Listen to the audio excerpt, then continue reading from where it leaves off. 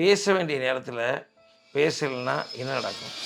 ஒரு குட்டி கதை சொல்கிறேன். வெளிநாட்டில் பஸ்ஸு ஓட்டுறவங்க தான் கண்டக்டராகவும் இருப்பாங்க.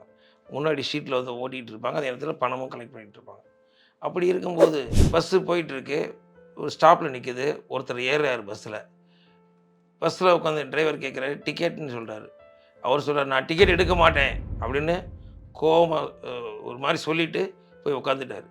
இப்படியே ஒவ்வொரு நாளும் அது ஸ்டாப் வரும்போது நான் டிக்கெட் எடுக்க மாட்டேன் அப்படின்ட்டு போய் உட்காந்துறாரு. இப்படியே போயிட்டுருக்கு. டிரைவருக்கு இதனால் வேலையில் பிரச்சனை வந்துடுமோன்னு அவருக்குள்ளே ஒரு பதட்டம் உருவாயிருச்சு. ஸோ அவர் என்ன பண்ணார், எப்படி இவரை ஹேண்டில் பண்ணுறது அப்படின்னு அவருக்கு தெரியல. என்ன பண்ணார், அவர் போய் ஜிம்மில் ஜாயின் பண்ணுறாரு. ஜாயின் பண்ணி அவரை கொஞ்சம் நல்லா ஒரு ஆளை ரெடி பண்ணி புஷ்டியாக ரெடி பண்ணிட்டு அப்புறம் ஒரு நாள் வரார். வந்துட்டு அதே மாதிரி பஸ்ஸு போகுது. அவர் ஸ்டாப்பில் ஏறுறாரு. இவர் கேட்குற டிக்கெட்னு கேட்குறாரு. நான் டிக்கெட் எடுக்க மாட்டேன் அப்படின்னாரு. இவர் கேட்க ஏன் எடுக்க மாட்டேன்னு இவர் கொஞ்சம் சத்தமாக போல்டாக கேட்டார். அவர் கேட்டு என்கிட்ட வந்து வருடாந்திர பாஸ் இருக்குது அப்படின்னு சொல்லி அவர் முடிச்சிட்டார். பேச வேண்டிய விஷயத்த பேசி தெளிவு அடையணும்.